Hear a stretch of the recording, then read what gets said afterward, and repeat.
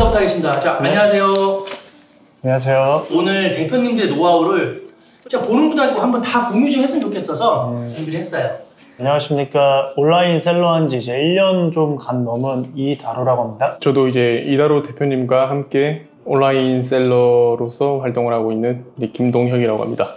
우리 대표님이 현재 건강식품으로 굉장히 많이 하고 계시는 것 같아요. 처음 런칭부터 판매 전략까지 각자 의견 한번 주시면 좋겠어요. 전체적으로 로드맵을 그려야 되다 보니까 일단 첫 번째는 그 시장 체크가 먼저 필요한데 시장 체크를 어떻게 해야 되는지 또 물어보시는 분이 있을 것 같아요. 일단 거기서 건강식품에 대한 원료명을 먼저 검색을 해보세요.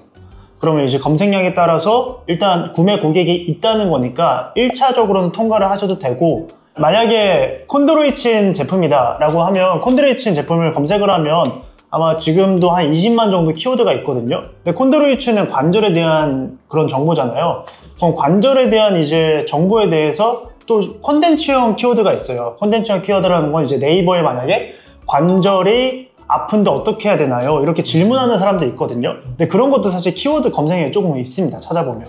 근데 그러면 이제 블로그가 맨 처음에 이렇게 앞단에 나오는 걸 콘텐츠형 키워드라고 하는데, 그런 키워드까지 연관 키워드가 많은 검색량인지를 2차적으로 한 번 더 확인을 해요.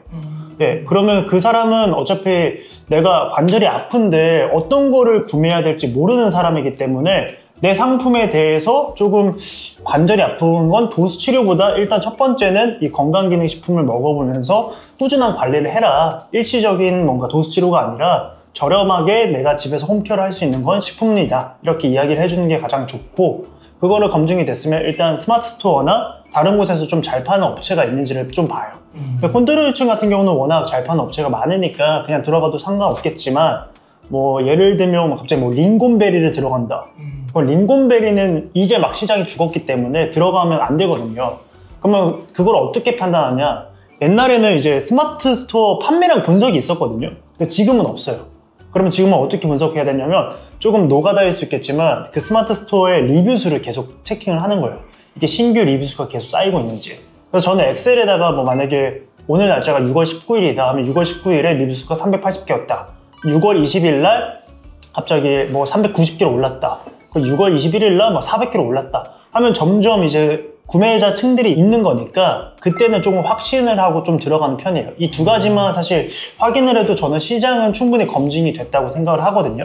내가 월 1000만 원의 뭔가 매출을 내기 위해서는 이 정도만 해도 상관없다고 좀 생각을 합니다. 추가를 한다면은 사실 뭐 판매 전략 같은 경우에는 뭐 상대방이 어떻게 하는지를 좀 분석을 하고 진행을 하는 게 일단 제일 좋은데, 내가 가지고 있는 거랑 경쟁사가 어떻게 하고 있는지랑 믹싱해서 하는 게 제일 좋고요. 아까 이다로 대표님께서 콘드로이친이라고 말씀을 주셨었는데, 콘드로이친이랑 저 따로 해서 관절에 도움을 줄 수 있는 성분이 뭐가 있을지를 이제 한 번 더 탐색을 하는 것 같아요. 좀 매력적인 성분을 이제 결합을 할 수가 있으면은 콘드로이친 하나만 들어가 있는 제품보다 더 업그레이드 된 거를 이제 시장에 낼 수도 있는 거고요. 저희는 조금 더 낫고 뭔가 마케팅 쪽으로 더 쉽게 풀어낼 수 있는 그런 방향성을 계속 모색을 하면서 찾아 나가는 것 같습니다. 콘드로이친 제품으로 예를 들어서 말씀을 드리고 있지만, 처음엔 저희가 그런 원료에 대한 중요도가 되게 높다고 생각을 했어요. 예를 들면 이제 함량이 되게 높다고 생각을 하고, 상어 연골이 훨씬 더 좋으니까 그거를 무조건 써야 된다라고 생각을 했는데,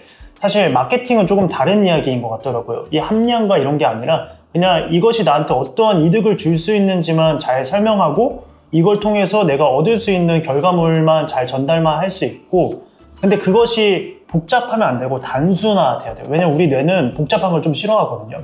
그래서 단순하게 조금 명료하게 내가 한 가지를 이야기하면 소연골이 그냥 좋다 이런 식으로 가야 돼요. 그래서 그런 식으로 조금 마케팅 설계를 해 놓아 가지고 조금 들어가면 괜찮은 것 같고, 경쟁사가 일단 어떤 식으로 좀 판매하는지 알아야 돼요.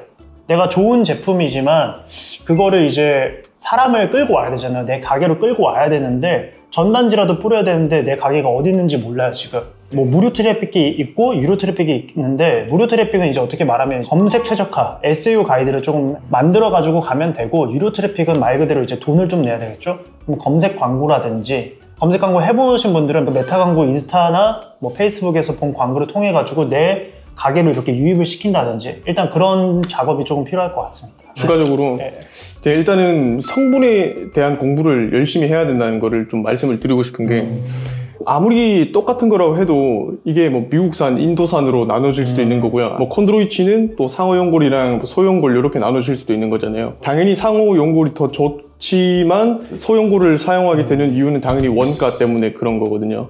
그러니까 내가 이제 필요로 하는 그 이제 세팅한 원가를 맞출 수가 없으면은 상호 연골을 버리고 소연골을 간다든지, 미국산이 아니라 뭐 인도산을 가서 내가 원하는 원가를 맞춘다든지 하는 그런 것도 전략적으로 한번 잘 생각을 해보면서 진행을 하는 게 좋을 것 같습니다. 두 분이 생각하실 때 지금 보시는 혹시 초보분들한테 네. 광고 추천하는 어떤 있을까요? 일단은 가장 쉽게 접할 수 있고 광고 세팅이 조금 제일 쉬운 거는 그 CPC 광고, 뭐 SA 광고라고 많이들 하는데 그게 이제 서치 광고예요. 검색 광고라고 하는데 네이버 검색 광고를 먼저 해보시는 걸 조금 추천을 드리고, 하지만 네이버 검색 광고는 조금 장단점이 좀 뚜렷합니다. 왜냐면 검색을 하고 온 만큼 확실한 구매의 욕구가 있으신 분들인데 CPC 단가가 높아요. 왜냐면 지금 네이버는 과포화된 상태이기 때문에 대형 키워드가 아닌 중소형 키워드 많이들 들어보셨을 거예요. 막 한 5천 미만의 약간 중소형 키워드, 그런 거에서는 이제 CPC의 경쟁률이 굉장히 낮기 때문에 그런 걸로 먼저 입찰을 해가지고 내 제품을 팔아보는 거가 좀 중요하다고 생각을 하고, 그 외에는 또 이제 쿠팡 광고가 굉장히 쉽거든요. 쿠팡 광고는 이제 사실 한 번만 세팅해 놓으면 알아서 이제 AI가 머신러닝 잡아가지고 그냥 키워드 싹 다 뿌려준 다음에 사람을 데리고 오는 시스템이기 때문에 쿠팡 광고를 그 다음에 좀 추천을 드릴 것 같습니다. 쿠팡 광고는 진짜 초반에 한 14일 정도만 뭐 1예산 한 10만원 정도로 하고 목표 로아스를 좀 많이 잡아도 돼요. 저는 250으로 잡는데 600% 잡아도 상관없습니다. 왜냐면 그 목표 로아스를 달성하지 못할 것 같으면 집행 광고비를 안 써요. 그 예로 저희는 지금 300만원을 제가 세팅해 놨거든요. 목표 로아스 600으로 해놓고, 근데 광고비를 100만원도 쓰지 못합니다. 왜냐면 그 목표 로아스를 채우지 못할 것 같으면 광고비를 아예 쓰지 않기 때문에. 그래서 쿠팡 광고는 조금 더 쉽게 다가갈 수 있다라고 말씀드릴 수 있을 것 같아요. CPC 광고에서 그 대부분 세부 키워드를 짜는 거를 되게 힘들어하세요. 이런 작업은 이제 제가 조금 좋아해가지고 제가 많이 하는데, 판다링크에 검색하는 거 이렇게 해서 연관 키워드 뽑는 거 하나 하고, 다들 아시겠지만 네이버 키워드 도구 가가지고 연관 키워드 싹 다 뽑습니다. PC 기준이 아니라 모바일 기준으로. 왜냐면 우리는 이제 모바일 시대를 살고 있기 때문에. 그래서 모바일 버전으로 해가지고 노출량 가장 많은 순서부터 조금 연관이 있는 키워드만 뽑아요. 예를 들면 아까 관절 이야기 했으니까 콘드로이친하고, 콘드로이친인데 이제 틀리는 사람 있어요. 콘드로이찬 그거 걸리면은 네. 그냥. 근데 그런 검색량도 은근히 많아요. 그리고 콘드로이친을 어디서 봤는지 모르겠지만 영어로 검색하는 사람도 있어요. 그런 검색량도 다 모으는 거예요. 그리고 아까 말씀드렸던 콘텐츠형, 관절 아픔, 관절 증상, 관절 치료, 이런 것도 키워드를 우리가 잡을 수 있으면 충분히 잡는 게 중요하다고 생각을 하거든요. 근데 아까 여기서 관절 치료는 조금 위험할 수 있는 게 의약품으로 빠질 수 있기 때문에 관절 치료는 약간 컨텐츠형으로 블로그 제목으로 쓰는 게 좋고, 그 외에는 이제 문제가 되지 않는 거는 상품형 키워드로 해가지고 광고를 해도 상관없습니다. 자, 우리 보시는 분들한테, 우리 대표님은 그래도 건강식품으로 월 6억 매출을 하셨던 분이고, 지금도 뭐 월 매출 뭐 빠져도 3, 4억 하고 계신 분들인데 매출을, 이런 대표님으로서 네이버 로직 활용법에 대해서 한번 얘기해 주십시오. 네이버 로직은 진짜 초보 때부터 많이 듣던 이야기이고, 인기도 적합도 뭐 이런 이야기 많이 하잖아요. 지금은 솔직하게 말씀드리면 검색 엔진은 잘 신경은 안 쓰거든요.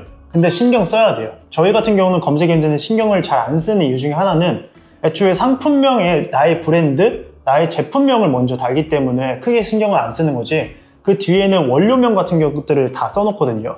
그래서 50자 이내로 주로 많이 쓰고 있긴 한데, 50자도 요즘은 너무 많이 길어가지고 25자 이내로 많이 쓰라고들 해요. 그래서 예를 들면 저희가 지금 현재 팔고 있는 제품 중에 뮤신이라는 제품이 있는데, 그 안에 뮤신도 들어가 있고 블랙마카도 들어가 있고 아르기닌도 들어가 있고 아연도 들어가 있고 또 비타민도 들어가 있고 막 엄청 많단 말이에요. 그걸 다 쓰는 거예요. 우리 브랜드, 제품명, 내가 먼저 노출시키고 싶은 이제 키워드 먼저. 그러면 뮤신, 뭐 아르기닌, 그 다음에 아연, 블랙마카, 뭐 마카, 이런 형식으로 조금 25자 이내로 검색 엔진을 조금 쓰고 있습니다. 근데 이것도 보니까 류신이랑 뭐 아르기닌, 마카 뭐 이런 식으로 들어간 제품이 있다고 말씀드렸잖아요. 들어오는 그 트래픽이랑 구매하는 그 수가 어느 정도 맞아 떨어지다 보니까 이게 다 상위로 노출이 되더라고요. 맨 앞에 있는 키워드가 류신이었어서 류신도 당연히 노출이 될 거고요. 두 번째 있는 거 아르기닌, 마카 이런 거 검색했을 때도 한 4등, 3등까지 이렇게 가기는 가더라고요. 쿠팡 광고에 대한 노하우를 좀 얘기해 줄 수 있으시겠어요? 일단 쿠팡 광고는 굉장히 쉽습니다. 그냥 매출 최적화를 했는데 잘 안 팔린다 하면 AI 광고 하시면 돼요. 근데 매출 최적화를 했는데 키워드를 먼저 제외를 해야 되는 게 있는데, 이거는 광고 보고서 센터를 무조건 들어가셔야 돼요. 광고 보고서에서 상품 보고서를 본 다음에 이렇게 몇 가지 좀 설정을 한 다음에 엑셀로 해가지고 좀 정리하는 게 좀 필요한데, 그거는 이제 필요하시면 제가 손쉽게 알려드릴 수 있기 때문에 말씀해 주시면 쉽게 가르쳐 드리겠습니다. 그러면 이제 키워드 중에서 팔리지 않는 이제 키워드들이 나와요. 전환 매출액에 잡히지 않는 그런 키워드는 광고 세트 단위에서 키워드 제외를 해주는 거예요. 나머지 팔리는 키워드에만 조금 노출을 많이 시켜주거든요. 그 노출된 키워드에서 이제 점점 구매가 일어나면 점점 예산을 늘리면서 좀 더 공격적으로 하겠다면 목표 로아스를 점점 줄이는 거예요. 아까 600 말씀드렸으면 300, 250 이런 식으로 좀 줄이면 돈을 좀 공격적으로 씁니다. 그때부터는 좀 더 노출도 많이 되고, 거기 안에서 연관된 키워드가 많다고 하면 다 이제 그 트래픽을 뺏어와요. 상세 페이지에 대한 노하우는 되게 많아요, 유튜브에.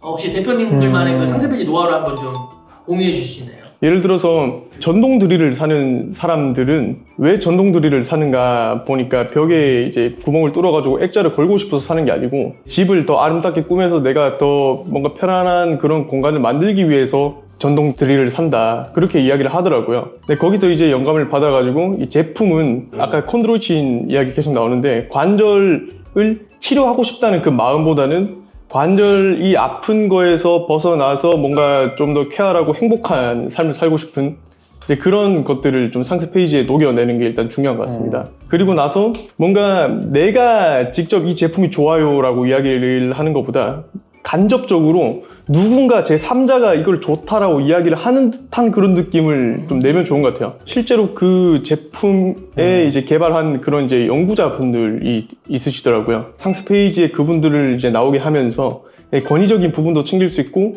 제조사에 있는 분이 이제 좋다라고 이야기를 해주시는 거다 보니까 뭔가 제3자에서 이제 이야기를 하는 거에 있어서 또 신뢰성을 더 줄 수도 있고, 이런 것들은 무조건 들어가면 좋다라고 생각을 해서 이제 노하우로 말씀을 드렸습니다. 경험하지 못한 곳에서에 대한 아이디어는 사실 나오지 않는다고 생각을 하거든요. 그래서 많이 이제 경험을 하고 많이 분석을 해야지 결국 그게 브레인스토밍 돼가지고 나오는데, 그것도 인간의 좀 한계가 있다고 생각을 해가지고 GPT한테 이제 물어봐요. 걔네들은 워낙 포괄적인 내용을 알고 있으니까 GPT한테 이제 나는 어떤 사람인데 나는 지금 이런 상세 페이지에 대한 카피라이팅을 쓰고 싶어. 그래서 내가 카피라이팅 쓰고 싶은 거는 어떤 타겟을 이렇게 할 거고, 그러니까 고객에 대한 세그먼트를 딱 나눠요. 그거는 이제 물건을 판매하신 대표님들이 좀 더 정확하게 정의를 하셔야겠죠. 그럼 난 30대에 뭐 운동하고 하는데 근육이 잘 안 붙는 사람들한테 이 제품을 팔고 싶어. 그래서 이 제품은 이러한 효과가 있고 성분에 대한 이야기를 이야기해요. 그럼 완전히 루시든 따다다 해가지고 단백질 합성률을 높여준다고 하는데, 이거를 좀 더 사람들이 감정을 건들 수 있는 카피라이팅으로 써줘 해가지고 한 10줄 정도 이렇게 딱 제가 써가지고 딱 냈거든요. 그러면 쫙 해주면서 딱 써줘요. 썼는데 너무 멋이 없는 거예요. 그러면 이제 어느 책에서 봤던 두 가지식으로 써줘, 이런 식으로 하면 바꿔드립니다, 당신의 몸을. 약간 이런 식으로 GPT가 얘기하는 거예요. 그 순간 조금 소름이 돋았죠. 아, 이거구나. 한 번 더 가공을 한 다음에 여기서 제가 2차 가공을 하는 거예요. 사람들이 좋아하는 뭐 두 가지식이라든지 아니면 좀 더 구매를 욕구할 수 있는 단어를 써줘, 이런 식으로 하면 그럼 제가 구매를 욕구할 수 있는 단어들을 활용해 가지고 써드리겠습니다 하면서 딱 써주는데, 너무 이제 없다면 더 써줘, 뭐 5가지로 써줘, 그러면 15글자 이내로 써줘, 이런 식으로 하면 그걸 딱 맞춰줘요. 그럼 그걸 보면서 저희가 또 이제 아이디어를 얻는 거죠. 여기서 이거 쓰면 좋겠는데 하면서 그렇게 해가지고 실제로 상세 페이지도 몇 개 완성시켰습니다. 약간 직원들이랑 회의하는 느낌이에요. 네. 대표님은 어떻게 보면 2년을 하셨는데 1년은 이제 남의 제품으로 하셨고 또 그 후 1년은 이제 내 제품으로 하신 것 같아요. 그런 과정에서 어떤 차이점과 노하우가 있을까요? 남의 제품을 이야기하면은 일단 뭐 마진도 당연히 잘 안 남을 뿐더러, 그리고 내가 이걸 언제까지 끌고 가야 될까라는 그런 의문점이 분명히 생길 거거든요. 뭔가 애정도 절대 안 생기는 그런 상황이 발생하는 것 같습니다.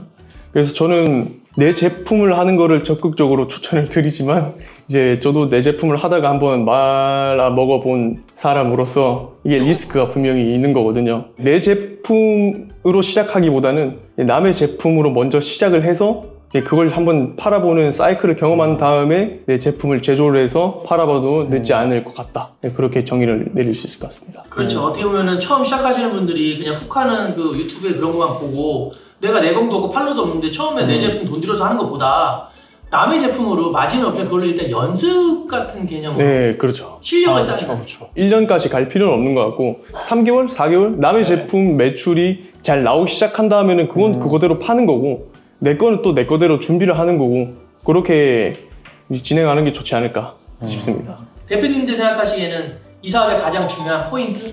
일단 온라인 사업 자체가 그냥 싸게 가져와서 비싸게 판다 이렇게 좀 정의를 할 수 있거든요. 근데 싸게 가져올 수 있는 것도 사실 능력이고 비싸게 할 수 있는 것도 사실 이제 다른 능력이에요. 어떻게 가져오냐 하면 뭐 MOQ 늘리는 것도 있고 아니면 인맥을 통해서 싸게 가져오는 것도 있고 그게 이제 자기만의 무기가 될 수 있는 거죠. 근데 저희는 처음에 그런 무기가 없었기 때문에 어떻게든 가져오면 비싸게 팔아야지 우리 마진 구조가 남으니까 비싸게 파는 공부를 많이 했던 것 같아요. 그래서 여기서 제일 중요한 거는 비싸게 팔려면 두 가지가 제일 중요하다고 생각을 해요, 저는. 컨셉과 마케팅. 근데 요즘 뭐 카페만 봐도 자기만의 뭔가 커피에 대한 컨셉도 있고 인테리어에 대한 컨셉도 있고 그들만의 마케팅 방법이 있어요. 근데 그게 저는 온라인 사업의 브랜드도 똑같이 적용이 된다고 생각을 하고 있거든요. 그래서 내가 컨셉 원료를 정한 다음에 이거에 대한 마케팅을 어떻게 해야 될지 조금 잘 설계를 하면 저는 이 사업은 실패하지 않을 거라고 좀 생각을 합니다. 제가 어느 책에서 봤는데 사람을 합리적으로 소비하는 게 아니라 감성적으로 소비를 한다. 감정의 소비가 90%다.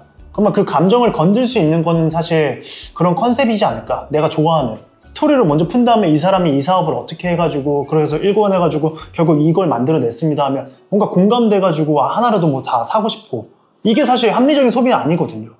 저는 이런 걸 만들어내는 게 결국 장기적으로 갈 수 있는 거라고 생각을 해요.